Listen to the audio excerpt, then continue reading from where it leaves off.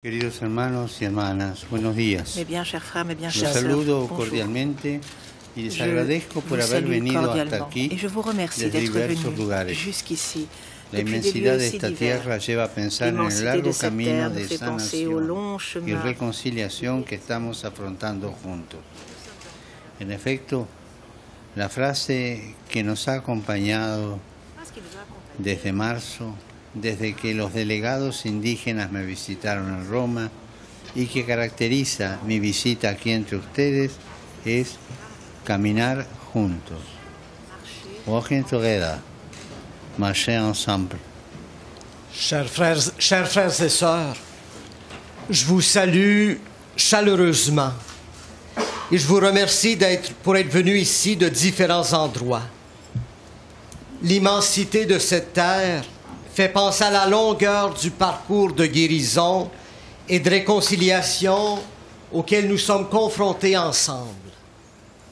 En effet, la phrase qui nous accompagne depuis le mois de mars, depuis que les délégués autochtones m'ont rendu visite à Rome et qui caractérise ma visite ici parmi vous, est « cheminer ensemble », « walking together ».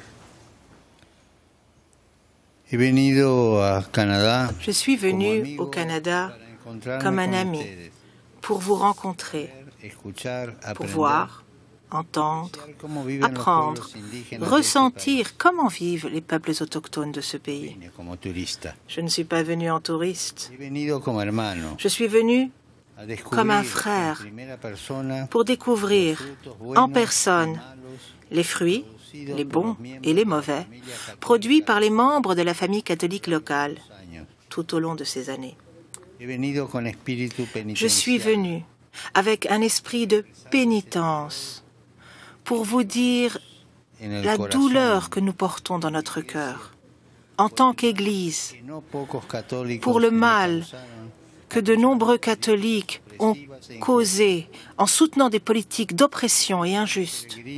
Je suis venu en pèlerin avec mes possibilités physiques limitées pour avancer avec vous et pour vous, pour que l'on continue sur le chemin de la recherche de la vérité, pour que l'on progresse à l'heure de promouvoir des chemins de guérison et de réconciliation, pour continuer à semer l'espoir dans les futures générations d'autochtones et non-autochtones qui veulent vivre ensemble, en fraternité, en harmonie. Au Canada, en tant qu'amis, pour vous rencontrer, pour voir, écouter, apprendre et apprécier ce que vivent les peuples autochtones de ce pays. Je ne suis pas venu en touriste. Je suis venu en tant que frère pour découvrir de moi-même les bons et mauvais fruits produits par les membres de la famille catholique locale au fil des ans. Je suis venu dans un esprit de pénitence pour vous exprimer la douleur que nous portons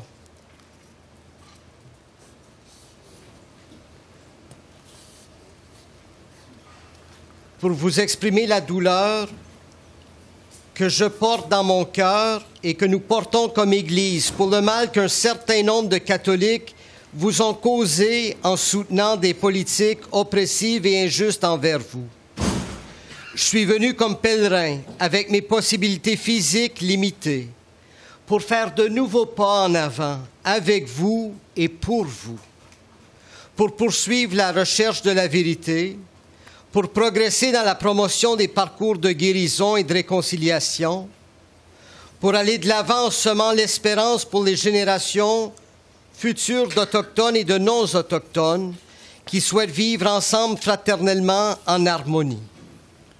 Mais ce que je voudrais vous dire, alors même que cet intense pèlerinage arrive bientôt à son terme, que certes, je suis venu porteur de ces intentions, mais je rentre chez moi bien plus riche, parce que je porte dans mon cœur ce trésor incomparable, fait de personnes et de peuples qui m'ont marqué, de visages, de sourires, de paroles, qui demeureront dans mon cœur, d'histoires et de lieux que je ne pourrai jamais oublier, de sons, de couleurs et d'émotions qui résonnent fortement en moi.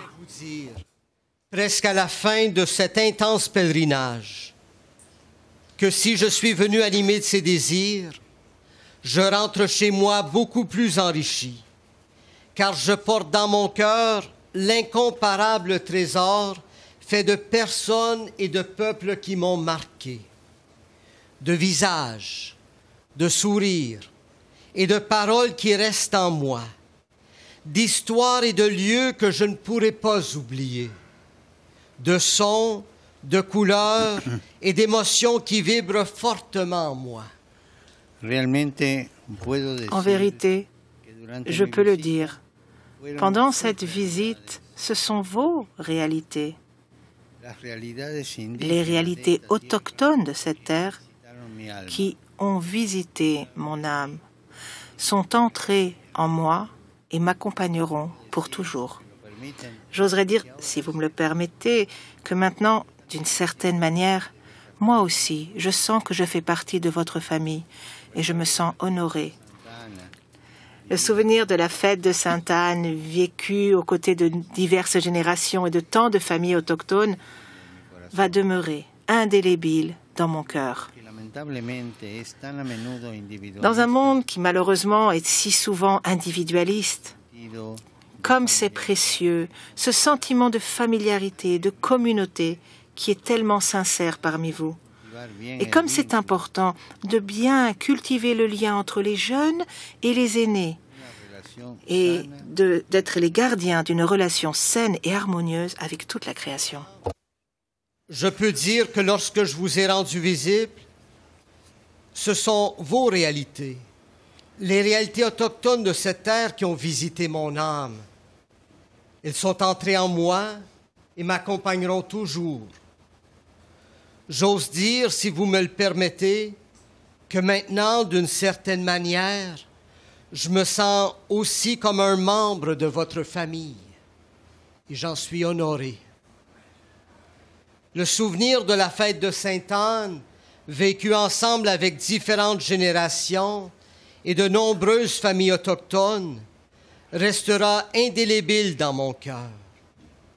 Dans un monde malheureusement si souvent individualiste, comme il est précieux ce sentiment de familiarité et de communauté qui est si authentique chez vous. Et combien il est important de bien cultiver le lien entre jeunes et personnes âgées et de préserver une relation saine et harmonieuse avec l'ensemble de la création. Queridos amigos, chers amis, je voudrais confier l'expérience de ces derniers jours et la suite du chemin qui nous attend aux soins attentionnés de ceux et celles qui savent garder ce qui compte dans la vie. Je pense aux femmes et à 3 femmes en particulier. Tout d'abord, à Sainte-Anne, dont j'ai pu sentir la tendresse et la protection en la vénérant aux côtés d'un peuple de Dieu qui reconnaît et honore les grands-mères. Ensuite, je pense à la Sainte Mère de Dieu. Aucune créature ne mérite plus qu'elle le qualificatif de pèlerine, parce qu'elle est toujours en chemin, aujourd'hui encore, en cet instant même, en chemin entre le ciel et la terre, pour prendre soin de nous au nom de Dieu et pour nous conduire par la main à son Fils. Enfin, ces jours-ci, j'ai souvent consacré mes prières et mes pensées à une 3e femme, dont la douce présence nous a accompagnés et dont les reliques sont conservées non loin d'ici. Je veux parler de Sainte Catherine Tekakwitha. Nous la vénérons pour la vie de sainte qu'elle a menée. Ne pourrions-nous pas penser que sa sainte vie, marquée par un dévouement exemplaire à la prière et au travail, ainsi que par sa capacité à supporter tant d'épreuves avec patience et douceur, ait également été rendue possible par certains traits nobles et vertueux, hérités de sa communauté et du milieu autochtone dans lequel elle a grandi? Chers amis, je voudrais confier au Seigneur ce que nous avons vécu ces jours-ci et la suite du chemin qui nous attend aux soins attentionnés de ceux qui savent garder ce qui compte dans la vie. Je pense aux femmes, et à 3 femmes en particulier. Tout d'abord à Sainte-Anne, dont j'ai pu sentir la tendresse et la protection en la vénérant avec un peuple de Dieu qui reconnaît et honore les grands-mères. Ensuite, je pense à la Sainte Mère de Dieu. Aucune créature ne mérite plus qu'elle d'être appelée pèlerine, parce que toujours, aujourd'hui encore, même maintenant, elle est en chemin entre le ciel et la terre, pour prendre soin de nous au nom de Dieu et pour nous conduire par la main à son Fils. Enfin, ma prière et ma pensée sont souvent allées ces jours-ci vers une 3e femme, à la présence douce qui nous a accompagnés et dont les reliques sont conservées non loin d'ici. Je veux parler de Sainte Catherine Tekakwitha. Nous la vénérons pour sa sainteté de vie. Mais ne pourrions-nous pas penser que sa sainteté de vie, marquée par un dévouement exemplaire dans la prière et le travail, ainsi que par sa capacité à supporter tant d'épreuves avec patience et douceur, a été rendue possible par certains traits nobles et vertueux hérités de sa communauté et de l'environnement autochtone dans lequel elle a grandi. Ces femmes peuvent contribuer à rassembler, à tisser à nouveau une réconciliation qui garantisse les droits des plus vulnérables et sachent regarder l'histoire sans rancune ni oubli. 2 d'entre elles, la Sainte Vierge Marie et Sainte Catherine, ont reçu de Dieu un projet de vie et, sans demander à qui que ce soit, ont dit oui, avec courage. Ces femmes auraient pu mal réagir envers tous ceux qui s'opposaient à ce projet, ou encore rester soumises aux normes patriarcales de l'époque et se résigner, sans se battre pour les rêves que Dieu avait lui-même imprimés dans leurs âmes. Mais elles n'ont pas fait ce choix. Avec douceur et fermeté, en revanche, avec des paroles prophétiques et des gestes décisifs, elles ont ouvert la voie et accompli ce à quoi elles avaient été appelées.